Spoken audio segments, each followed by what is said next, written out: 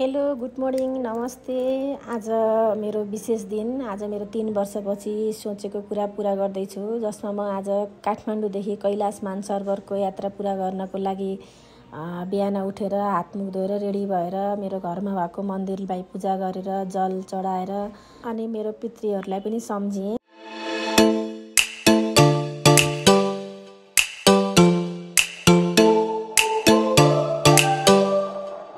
अनि हामीलाई सामाखुसीमा 4 बजे नै आउन भन्नुभएको थियो, त्यसले मेरो ब्यागहरू रेडी भयो। अनि मैले सेल्फी स्टिकको सहायताले मैले आफ्नो एउटा भिडियो पनि बनाएँ गाइज।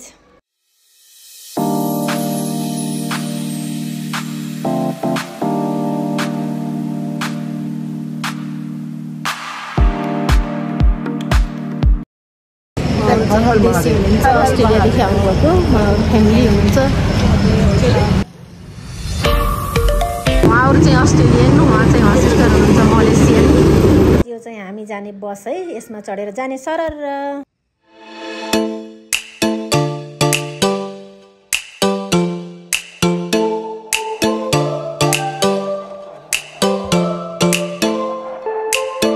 बसमा सबैजना भेट भएपछि मेरो हातमा मैले पासपोर्ट पाएँ।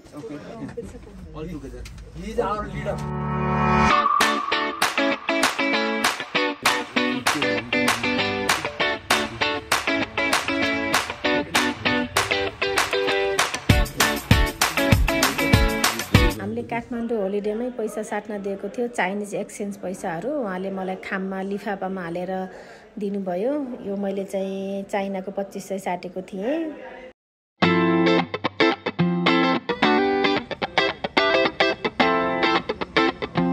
सामाखुसी चोकमा चाहिँ हाम्रो कृष्ण दाजु मार्फत रुद्राक्षको माला धारणा गरी हाम्रो कमल गुरुबाट टीका एवं स्वस्ति वाचन भएर हामीलाई रुद्राक्षको मालाहरू लगाइदिनु भयो।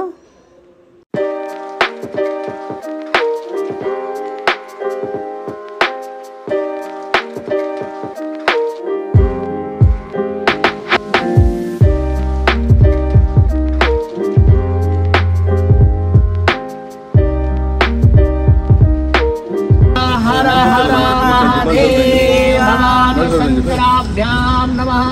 गौरी शंकर भगवान की जय।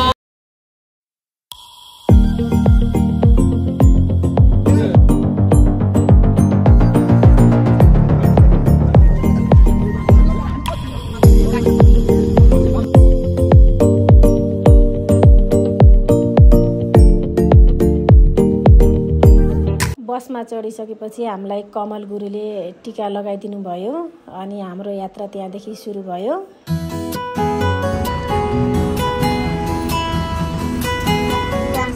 नमस्कार है। ल गुरुजी उहाँलाई रुद्राक्ष लगाइदिनुहोस् त।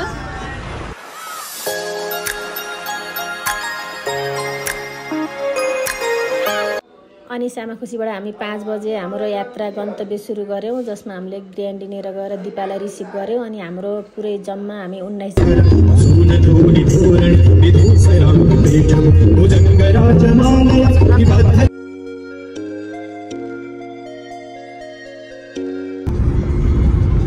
6 बजे हामी भन्ज्याङमा लघुशङ्का गरी ओह्रालो झर्दै 7:30 बजे हामी विदुर एक बान्द्रे स्थित जिम्बु रेस्टुरेन्टमा हामी खाजाको लागि झऱ्यौँ। यहाँ जिम्बु रेस्टुरेन्टमा हामीले खाजा खायौँ।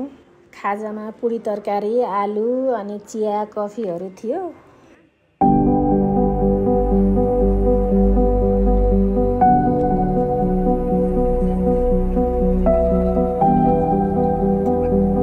जिम्बु थकालीमा आएर पुरी तरकारी खाजा खायौँ।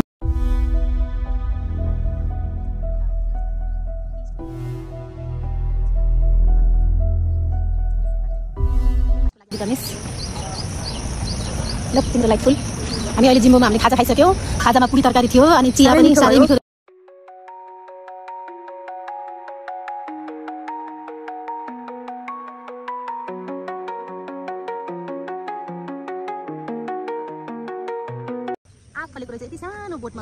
साढे 8 बजे हामी तेरावती बजार पुग्यौँ। त्यहाँ उत्तर गया, सायद गया, काशी गया, दक्षिण गया भन्दो रहेछ। त्यो नदीलाई हामीले पार गरेर नुवाकोटलाई छोडेर रसुवा जिल्ला हामीले प्रवेश गऱ्यौँ। रसुवामा डाँडा पाखा हरियाली देखेर साह्रै मन प्रफुल्ल भएको थियो। बजे 9 बजे हामी कालीगञ्ज स्थान पुग्यो। यो चाहिँ आर्मी ब्यारेक रहेछ त्यहाँनिर।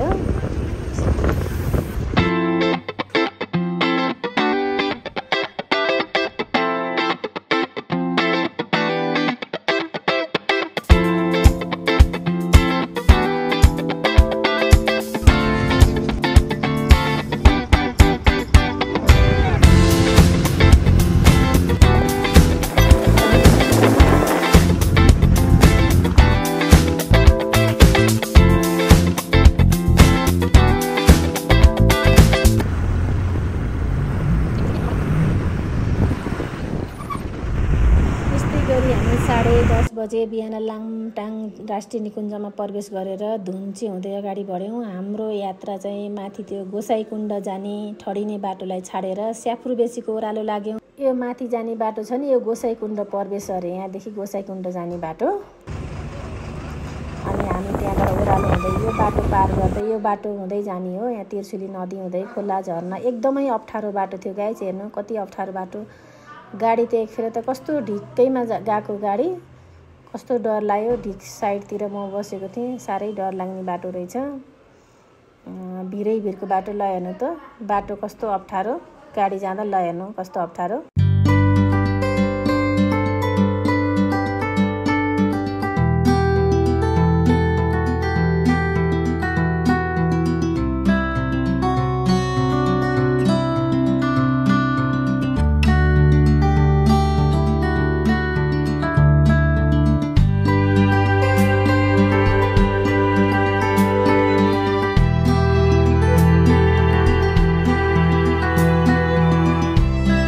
हाम्रो यात्रा ठुलो भारको सानो भारको हुँदै 12 घुम्टी पार गरेर 11:45 मा हामीले स्याफ्रुबेसी पुग्यौँ।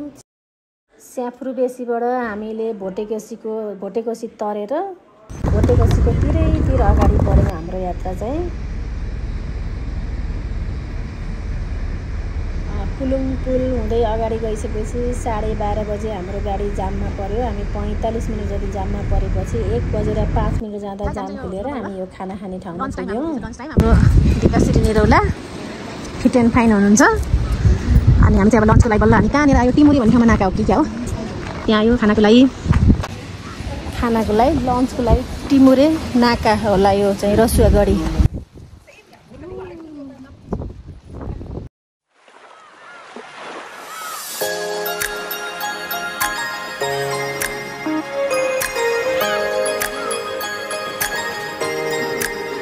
जे होस् हामीले 2:15 मा खाना खाइसकेपछि नेपाली अध्यागमन पार गऱ्यौँ। 2:20 मा हामी चाइनिज अध्यागमन परीक्षण सकेर तिब्बतमा प्रवेश गऱ्यौँ। हामी चाहिँ यो तिब्बतमा प्रवेश गरेको पुल हो, हामी क्रस गर्दैछौँ दिपा आन्टी र म। कस्तो रमाइलो भइरहेछ।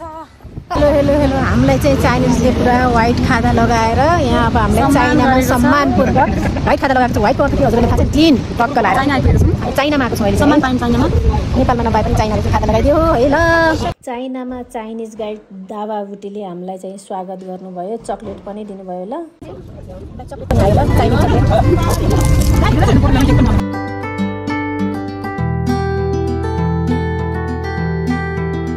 केही समय अगाडि जाँदाखेरि पहिरोको कारण बाटोमा जामहरू थियो। हामी जाम पार गरेर अगाडि बढ्यौँ। हामीले चाइनिज सिमानाबाट जस्तै 26 किलोमिटरको दूरी पार गरिसकेपछि 5:50 मा हामीले केरुङ भन्ने ठाउँ केरुङ बजार प्रवेश गऱ्यौँ। केरुङ बजार एकदमै रमाइलो थियो, शान्त थियो। अब गाडीहरूको भिडभाड केही पनि थिएन।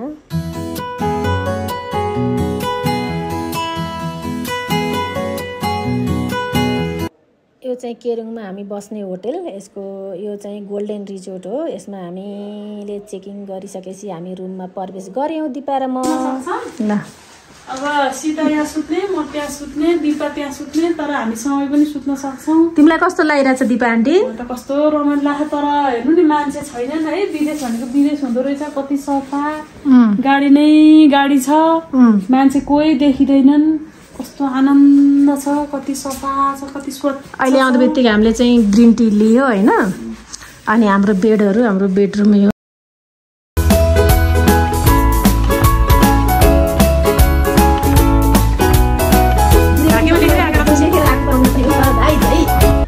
लगाएर यहाँ पुरै आफ्नै पारामा केरौँ है यस्तै छ पारा हाम्रो यस्तै छ पारा दुश्मन हेरेको हेरै गाइजले हामी चाहिँ चाइनामा छौँ हामी चाहिँ अङ्कल आन्टीहरूसँग यहाँ भिरकुटीको मन्दिरमा जानु लागेको छौँ यहाँ चाहिँ हाम्रो स्पेसल दिपा आन्टी रुमबाट हामी फ्रेस भएर निस्क्यौँ यसो बजार के रहेछ अवलोकन गर्नको लागि त्यहाँ भोलि केही चाहिने सामानहरू पाउँछ कि भनेर यसो किन्न पनि हिँड्यौँ बजार सुनसान थियो रमाइलो थियो राम्रो लाग्यो अनि यसो घुम्यौँ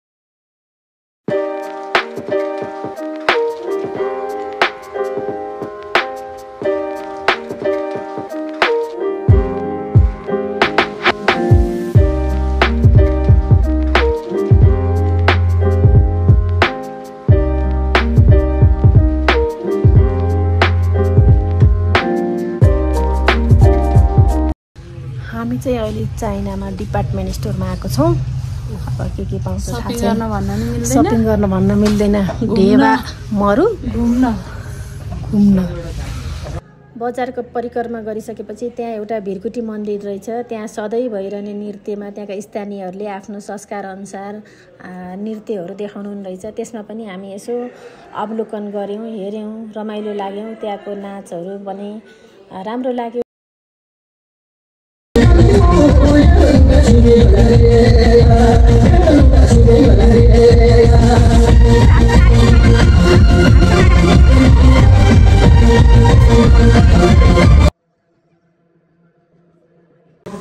चिया कार्यक्रम भइरहेछ चिया गफ भइरहेछ हाम्रो गुड टिम चिया सेल्फ सर्भिस गुड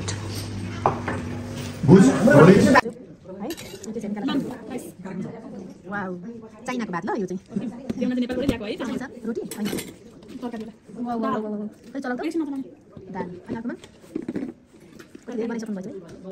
अनि थाकेको हुनाले बेलुकीको खाना खाएर हामी बेड टाइममा बेडमा आयौँ गुड नाइट